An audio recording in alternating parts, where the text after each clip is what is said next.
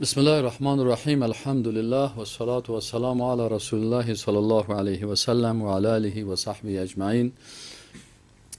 اما بعد، دوستای عزیز، برادرای محترم، خواهرای عزیز و دوستای عزیزی که در هر جای دنیا هستین، یک آیت قرآن است که مفهوم درست از این بسیاری کسا درک کرده نمیتونن و کسایی را خوب درک میکنن که قرآن شناسی بسیار قوی داشته باشن. الله متعال میگه که و یمکرون و یمکر الله والله خیر الماکرین. انسان ها برنامه ریزی میکنن، خصوصا کسایی که مسلمان نیستن و تابع شریعت الله نیستن. و یمکر الله و الله متعال هم برنامه ریزی میکنن. والله خیر الماکرین و الله متعال بهترین برنامه ریزا هست. یعنی انسان ها پلان میسازن، برنامه میسازن، چی به حساب دیگه انسان ها، چی به حساب قوانین و دیگه پا. لکن برای جهانی که الله خالقش است، خالق آسمان است، خالق زمین است، خالق آفتاب و مهتاب است، کائنات خلق کرده، خالق ملائکه هست، خالق جنت و دوزخ است. این خالق متعال که از برای انسان ها هم برنامه های خود داره.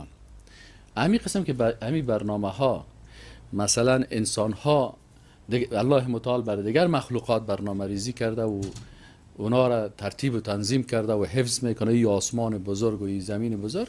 این انسان کوچک اگر انسان به و مثلا یگان وقت اگر شما اما تا از پایین اما تا اساسا بالا انسان رفته بره و بره و بره و بره, بره بالاخره وقت انسان به کهکشان ها میرسه، این زمین که است مثل یک نقطه‌ک میمانه و هر قدر بالا بری بالاخره همین زمین بیخی هم کره زمین حتی هیچ معلوم نمیشه.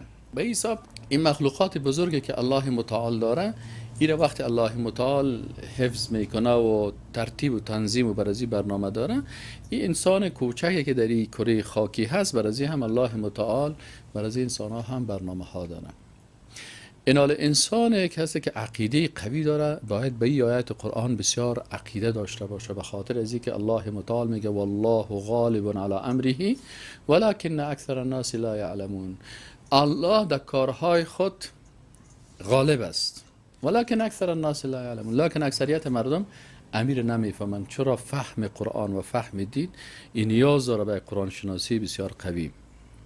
حالا میم سر مسئله فیصله های الهی. چی مثالهایی هست که ما از او درس بگیریم در زندگی روزمره خود، خصوصا در زمانی که مشکلات و سختی ها میایه، زمانی که مثلا فشارها و گپا زیاد میشن. ببینین در قرآن عظیم شان تمام پیغمبرها قصه هایشان در جاهای مختلف قرآن عظیم شان ذکر شده.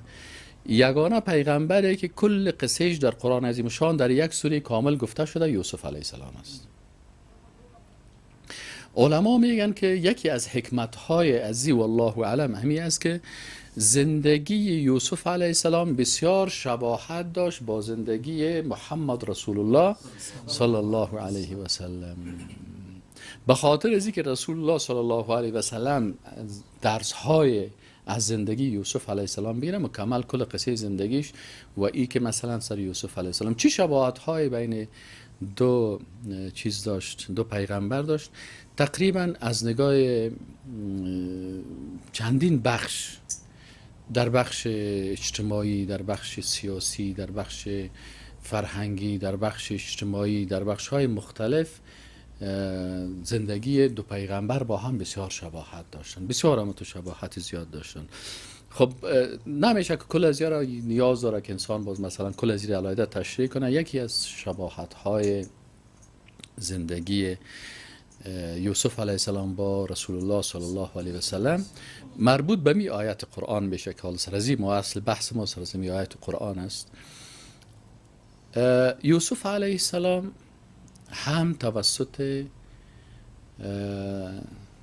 خانواده خودش، اقارب و نزدیک های خودش، خصوصا برادرایش، توسط از اینا برای یوسف علیه السلام برنامه ریزی شد که باید یوسف کشته شود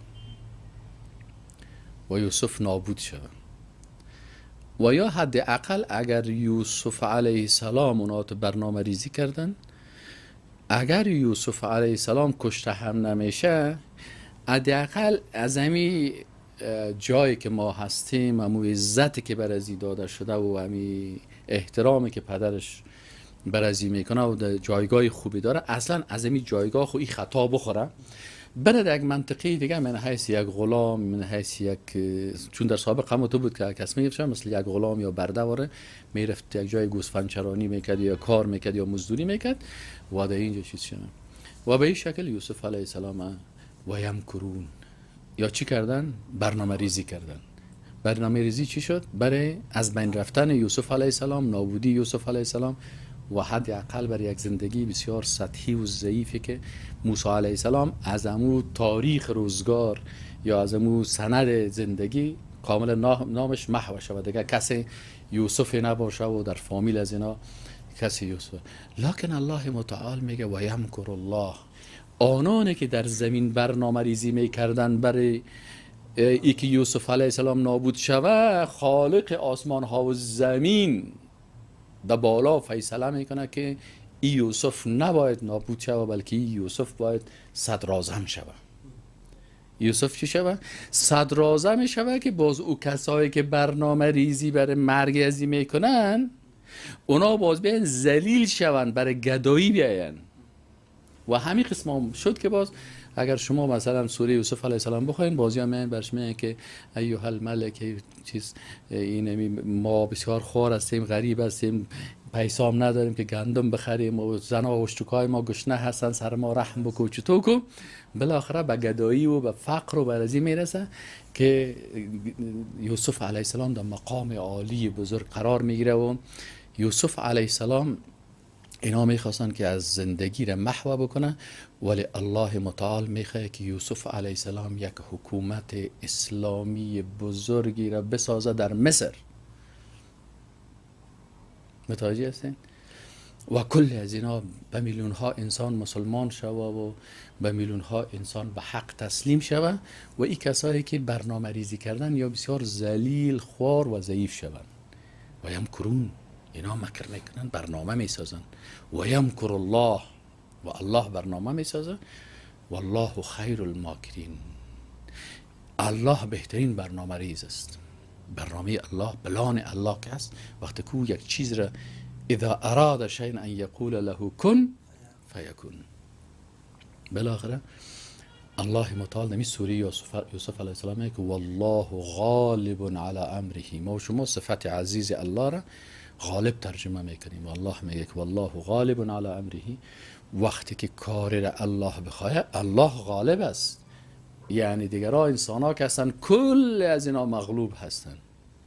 عقیدتون جور کنین، ایمانتون جور کنین. در لحظاتی که کمک انسان برای انسان ختم میشه، ولو که دوست بسیار نزدیک تو باشه، مدد الهی برای انسان میرسه. اونا در چاه میپرتن، لکن حکم الله میشه که یوسف در چاه آسیب نبینه. بس مدد الهی بازو فوق کلزی است. عین سناریویی که در زندگی یوسف علیه السلام شده بود تکرار ازیده. چه وقت میشه؟ در وقت رسول الله صلی الله علیه و سلم میشه. او برادرایی که بسیار دوست داشتن یوسف علیه السلام، نه برادرایش بودن که یوسف علیه السلام باید سر از اونها اعتماد میکرد، چرا وقتی بر انسان مشکل پیدا میشه باید خانواده و فامیل و برادر از او دفاع کنه. حالا اگر خانواده و برادر و فامیل بخیزن دشمنی بکنن، باز دیگه خیلی کی میمانه؟ این حال الله میمانه. متوجه هستین؟ اگر تمام راه ها که بسته شد، او راهی که راه الله هست را کس بسته کرده نمیتونه. اگر کل دنیا بخواه، به این خاطر رسول الله صلی الله علیه و سلم بر یک صحابی بزرگ، نه بر یک صحابی بسیار خرد نوجوان که سنش بسیار کم است، بر از او یک درس اعتقادی بسیار بزرگ میده که تو وقتی که نوجوان هستی، سفیدا خب شاید این موضوع را خوب باید بفهمن، اما برای از نوجوان بر عبدالله ابن عباس میگه که در سر یک حیوان سوار بودیم و رسول الله صلی الله علیه و سلم برای من میگه که یا بنی، ای پسرک من. حدیث طویل است، لکن جایی که میخوایم مثالش رو بگوییم اوی است که برش میگه که اگر کل مردم دنیا بخواه که برای تو ضرر برسانه، ضرر رسانده نمیتانه مگر آن چیره که الله برای تو نوشته کرده تقدیر توست مقدر است. یعنی اگه کل دنیا بخواد که تو را بکشه، تو را کشته نمیتونه مگر در وقتی که الله برات مرگت هم وقت چی کرده باشه، مقدر کرده باشه. و این مرگ مقدری است که فلانی جا موتر زد فلانی نفر انفجار شد، فلانی نفر از سر شتر افتاد، فلانی نفر زیر پای فلانی شد، فلانی نفر سرش خانه چپه شد. و به هزارها مرتبه ما شما اینم شنیدیم که فلانی نفر در فلانی انفجار نجات پیدا کرد. این انفجار نجات پیدا نکرد، بلکه عجلش در اونجا نبود. فلانی مثلا تعمیر بسیار 20 منزله سقوط کرد، لکن یک خانم جسدش نه بلکه زنده شه، یک هفته بعد از زیر سنگا کشیدن. این کلشون همو هست که قضا و قدر. و باز برش میگه که اگر کل مردم دنیا بخوایم بر تو منفعتی برسانن، منفعت رساندن نمیتونن مگر چیزی را که الله بر تو چی کرده، او را مقدر کرده. باز داخل برش یک درس میده میگه که بچه و رفعت الاقلام، او قلم هایی که تقدیر نوشته میکرد برداشته شد، ختم شد دیگه. و جفت الصحف، و او کتاب هایی که تقدیر در اون نوشته میشد او خشک شده دیگه. یعنی قابل تغییر نیست که شما الان بخواین که والا اگر من، چرا یکی از شرک اصغر که از زنا و گناه کبیره بزرگتر است، اگر چونین میکردم چونین نمیشد و اگر چونین میکردم چونین میشد. نه، قدر الله ما شاء و فعل.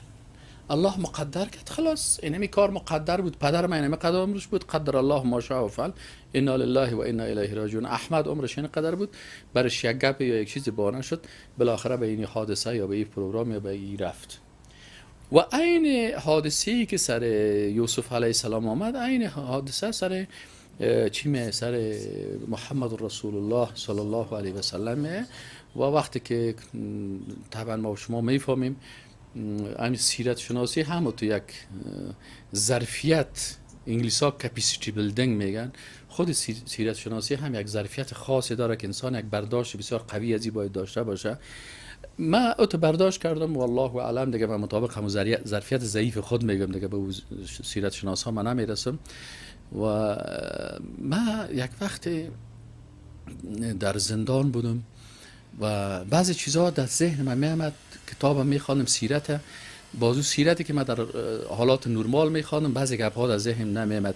در سیرت خواندم که رسول الله صلی الله علیه و سلم وقتی که یتیم تولد شد، امی یتیم که است عادتا وقتی که در یک خانواده مثلا 4-5 تا برادر است، یک برادر از یا فوت میکنه و طفلک ازی باز پیدا میشه، باز می کاکاهای ازی و ماماهای ازی و خاله ازی و عمی ازی کل ازی بر ازی یک توجه خاص می داشته باشد. چرا مگه بیچاره پدر نداره، وام برش یک پیرانک میره، وام برش یک چیز میره، بازو میگه خصوصا یک خانواده متمول که باشن، تجارا باشن. نه، یک خانواده تجار است. اینا رسول الله هم در یک خانواده که مردمای مثلا کلشان تجارت میکنن، رحلت شتای و صیف، و رسول الله صلی الله علیه و در وقت تولد میشه که پدرش فوت کرده. بناهن ابو لهب که خطرناکترین پسان دشمن میشه، در اول بهترین دوست است و اولین کسی که به رسول الله صلی الله علیه و کنیز خود روان میکنه که شیر برش بده، ثویبه کنیز ابو لهب است. از محبت زیاد میگه بیادرزادیم است، بیادرم خود مرده، برازی باید ما الله برو برش شیر بده، و بالاخره به رسول الله صلی الله علیه و شیر میده.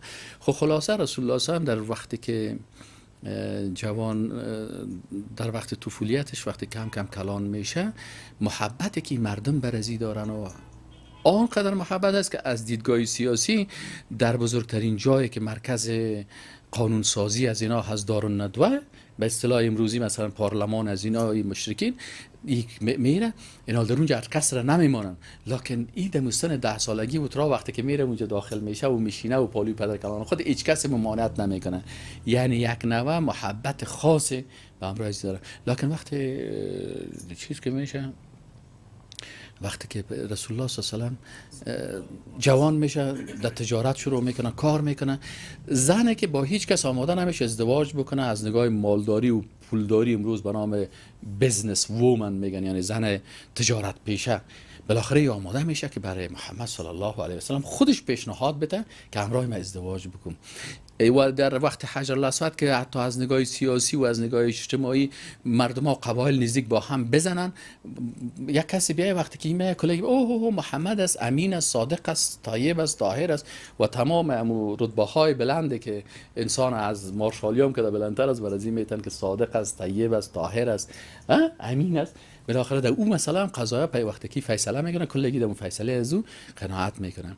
اینمی شخصی که در جامعه خود به می اندازه محبوبیت داره، اینا وقتی که اذا ذکر الله وحده، وقتی که الله به وحدانیتش بر مردم بیان شد، اشمعزت قلوب الذین لا یؤمنون بالله، قلب های کسایی که به الله ایمان نداره یا نفرت میکنن، نه نفرت از اینا در مقابل ادعای توحید است، بلکه چون اونا که الله دشمنی دارن.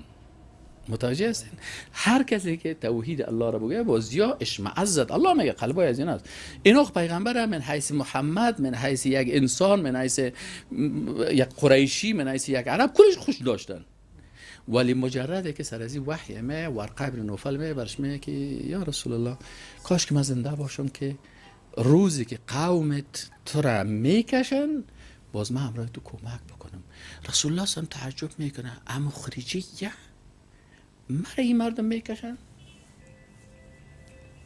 این مردمی که قدر مثلا به همراه من محبت دارن و دوستی دارن یا مرا میکشن؟ یعنی او برش میگه که این چی است؟ این سنت پیغمبر است، سنت رهروان راه توحید است. باز مردم میره چی میکنه؟ یعنی زمین سرش آن قدر آتشین مثل تاوه میشه که بالاخره از این زمین آتشی باید چی کنه؟ اجرت کنه و فرار بکنه. این حال زندگی رسول الله صلی الله علیه و سلم با یوسف علیه السلام چقدر تشابه داشت. تشابهش است که اونمو دوستای نزدیکش همون قسم که یوسف علیه السلام خواستن که از جامعه محو کنن، کل از یا شیشتن به شمول هم ابو لهب که کنیز خود روان میکنه یا میشینن و فیصله میکنن که باید این پیغمبر چی شود؟ نابود شود. و به خاطر نابودی ازی از هر قریه قویتر، شجاعتر و همو خوب تو کسی را که مثلا بتانه یک گارد قوی تشکیل بده که یا باز بخیزن و کلشان یک جایی برن و حمله بکنن و خون ازی هم در بین قبایل چی شود؟ تقسیم شود که باز کس نتونه.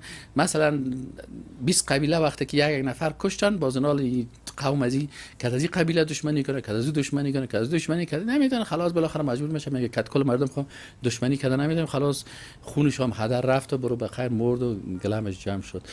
کسی را که اینا میخواستن که عموشو باید بکشن و از بین ببرن، در زمین یمکرون برنامه ریزی کردن و یمکر الله و الله متعال کل یوم هو فی شأن فبأی آلاء ربکما تکذبان. الله متعال هر روز در شأن است. مخلوقات، برنامه‌های جدید، مخلوقات جدید، میوه‌های جدید، هر روز خلقت الله هست و برنامه‌های الله هر روز تجدید میشه و الله بر اساس علم غیب خود اون برنامه‌هایش هست که کی چی چطور چه قسم شود. و یمکرون و یمکر الله. اینا برنامه ریزی کردن، الله متعال اونجا برنامه ریزی کرده که چی شود؟ که این شخص را که اینا میخواین که خونش هدر بره، تقسیم شود بین قبایل، این شخصی که از تاریخ نامش چی شود؟ حذف شود. دیگه نه محمدی باشه و نه دعوتی باشه و نه قرآنی باشه و نه دین باشه و نه کسی به طرف توحید. الله متعال گفت که نه، این پیغمبر روزی میشه که با 10,000 لشکر وقتی که میایه، باز رهبر شما باز توانایی جنگ هم با همراه ازی نداره، خودش میه پیش سرش، پیش روی پیغمبر، مثل که ابو سفیان آمده باز سرش خم است و به بسیار عجز زاری پیش عباس رضی الله عنه میره و برش میگه که مرا به پیغمبر بگو مرا امان بده که ما برم پیش از اون. و روز میشه که اذا جاء نصر الله والفتح ورأيت الناس يدخلون في دين الله افواجا فسبح بحمد ربك واستغفره. تسبیح از او ذات به او ذات بی‌عیب است، اما تو برنامه های را جور میکنه، در برنامه از او خلا و خلل نیست. و همینجا هست که در زمین فیصله میشه که این محمد نابود شوه و در آسمان که نامش احمد است و در زمین محمد است، اون در فیصله شده که ای باید رهبر سیاسی از اینا شوه، حکومت را بسازه و کل از اینا مثل برادرای یوسف ذلیل شوند، ولی چون این رحمت للعالمین است اینا را به ذلت نمیمانه و کلشان بخشش میکنه. بنابراین همیشه انسان در زندگی خود وقتی که شرایط زندگی میایه و مشکلات زندگی میایه، همیشه انسان در عقیدهشی باشه که درست است هر کسی برنامه داره و یمکرون، هر کسی برنامه میسازه، شاید برای نابودی، برای کشتن، برای از بین رفتن، برای چیز. لکن این زمین زمین الله هست. وقتی که الله بخواه که یک کس را عزت بده، او را که ذلت داده نمیتونه. و تعز من تشا و تذل من تشا بیدک الخیر. الله هست که عزت و ذلت میده، این کلش به دست الله هست و الله متعال است که اونمو قسم که یوسف علیه السلام و تمام قصه های پیغمبرها، از پیغمبرها قصه نیست، در قرآن هیچ قصه وجود نداره. کسی قصه میگه اشتباه میکنه. در قرآن تمام آنچه گفته میشه حادثات واقعی 100% است. یعنی کلمه داستان و افسانه و قصه این به چیزایی گفته میشه که میشه یک نفر قصه ساختگی بسازه، یک داستان ساختگی ایگه باز. اما در قرآن نگفته که قصص، گفته قصص، نحن نقص علیک احسن القصص. یعنی قصص چی است؟ یعنی ما بر تو بیان میکنیم واقعیت‌های حقیقی از این پیغمبرها را. این برای درس است که شما درس اعتقادی بگیرین و درس اعتقادی همین است که در وقت شرایط سخت زندگیت خودت باید اما با افتخار تسلیم قضا و قدر الهی باشی و بفهمی که وقت الله متعال چیز را بخواه، والله غالب على امره ولكن اکثر الناس لا يعلمون. او کسی که علم نداره، نمیفهمه، الله را نمیشناسه، قرآن را نمیشناسه، سیرت را نمیشناسه، او مشکل از اوست. ولی کسی که میشناسه باید در این مسائل باشه. یگانه چیزی که انسان در آخر الزمان، در این وقت ما و شما اگر میخوایم در او خود حفظ بکنیم، در آخر زمان یک مشکل بسیار خطرناک است که از اون من هم میترسم. و ابن ابی ملیکه رحمت الله علیه میگه که یک تابعی است، میگه 30 صحابی رسول الله صلی الله علیه و سلم ملاقات کردم. هر 30 صحابی رسول الله صلی الله علیه و سلم از نفاق می ترسیدن که ما را الله متعال در جمله منافقین حساب نکنه و ما امیر میگیم که یا رب العالمین ما در جمله منافق و یا در جمله کسای محاسبه نشیم که صبح مسلمان می باشن و دیگر کافر میشن. خطر آخر الزمانی است. سر ایمان خود می ترسیم الله متعال ما را با ایمان خوب ایمان ما را حفظ بکنه. مقلب القلوب الله هست، الله متعال قلب ما را ثابت به ایمان داشته باشه و الله هست پیش ما راضی باشه. دیگه وقتی که الله راضی باشه و ایمان انسان ثابت باشه، این مرگ و این زندگی کل نفس ذائقه الموت. الله متعال میگه که هر صاحب نفس، هر مخلوقی که است، این امو شربت مرگ میچشه. و یک شاعر مثلا سعدی رحمت الله علیه میگه که ایدل تو را ندای مرگ هم شنیده نیست، صبح اجل ز مطلع عمرت دمیده نیست. بر تخت ناز و بالش ابریشمین مناس، زیرا که از این جهان تو به کلی بریده نیست. ای دل مکن گناه که به تحقیق مردن است. الله گناه های ما را ببخشه که کل عیب ما در گناه های ماست، در اشتباهات خود ماست که در مقابل خالق ذوالجلال استاد شویم و برای جواب داشتن چیز نداشته باشیم. از این میترسیم الله راضی شود.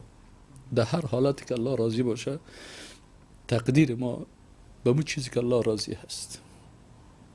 هر قسم که الله در او راضی میشه، امور الله بر ما برسانه زود. اگر در مرگ ما الله راضی باشه، همون مرگ به دست خود در اون مرگ میریم، همون مرگ خوش داریم. و اگر زندگی ما باشه او هم است، چرا روی ما سیاه هست به خاطر گناه های خود ما و اشتباهات خود ما که میشرمیم از خالق متعال که وقتی که رو برو شویم، اگر محاسبه شویم هلاک میشیم. در غیر از او هیچ چیز دیگه مشکل وجود نداره. یصبح المرء مؤمنا و یمسی کافرا. فرصوب خطر آخر زمان است و آخر زمان خطر ما هست که یک نفر صبح مسلمان می باشه و دیگر کافر میشه. و یمسی مؤمنا و یصبح کافرا. شام مسلمان می باشه، شب کار میکنه، یک برنامه میگیره و در صبح که میخیزه کافر است. و حفظ ایمان در آخر زمانی بسیار خطرناک است. الله متعال ایمان ما را حفظ بکنه. الله ترس ما کلش از این ایمان است و چرا خطر بسیار بزرگ حالی که هست. اگر شما حساب کنید 60-70 قسم شرک است. شرک در الوهیت است، شرک در ربوبیت است، تنها 12 قسم شرک در حاکمیت است. حاکمیت تکوینی الله را کسی انکار میکنه. در حاکمیت تشریعی 12 نظام الله هست. از هر نظام از یک انکار شود سر ایمان انسان خطر است. از این خاطر انسان مسلمان هر لحظه انسان به خاطر چی به مرگ خود آماده باشه؟ به خاطر ازی که آمدن به دنیا به ترتیب است و رفتن از دنیا به ترتیب است. اول پدر کلان به دنیا می، باز پدر می، باز پسر می، باز نواسه می، باز همین قسم کواسه هم تو پایین رفته میره. لکن بعضی اوقات است که نواسه و کواسه و پسر میمیره اما پدر کلان اونجا در جای خود زنده هست و این به خاطر ازی هست که هر کس هر لحظه بر مرگ خود چی باشه؟ آماده باشه. و کسی که به مرگ خود آماده نیست او اصلا مسلمان نیست. و کسایی از مرگ خود میترسن. یک پادشاه از یک عالم پرسان کرد، گفت ما چرا در زندگی خوش هستیم و از مرگ میترسیم؟ گفت شما زندگی دنیایتان آباد کردین و آخرتتان ویران کردین. کی خوش است که از آباده به ویرانه بره؟ و مؤمن حقیقی این دنیای خود ویران میکنه و آخرت خود آباد میکنه. الله متعال ما و شما را از جمله کسایی بگردانه که از ویرانه دنیا به آبادی آخرت بریم و روزی که از این دنیا میریم و روز خوشی ما باشه. بلال رضی الله عنه وقتی که وفات میکرد خانمش گفت که وا مصیبت ها. گفت وا مصیبت. او برش گفت که نگو وا مصیبت ها. در وقتی که نزدیک جان کندنش است گفت بگو وا فرحتا، وا خوشی. چرا؟ گفت غدا سألقی حبیبی محمدا. سبا که از دنیا میرو با حبیب اصلی خود که محمد رسول الله صلی الله علیه و سلم است با امراه از او ملاقات میکنم. و یک شخص امام بخاری رحمت الله علیه را میگه دخاودید که رسول الله صلی الله علیه و سلم و صحابه ایستاده هستند. پرسانشان کرد گفت که شما منتظر کی هستین؟ گفت ما دخاودید. گفت ما منتظر از این هستیم امام بخاری میایه. این شخص میگه وقتی که در منطقه میره، همون منطقه‌ای که امام بخاری زندگی میکنه، همین تاریخ یادداشت میکنه، برش میگن در روز امام بخاری وفات کرد. این حال مرگ ملاقات است با محبوب بزرگ ما رب العالمین و با محبوب الله که رسول الله صلی الله علیه و سلم است و امرای ازی است. الله متعال مرگ نصیب ما بکنه که در رضایت الله باشه. سبحانك اللهم و بحمدک اشهد ان لا اله الا انت استغفرک و اتوب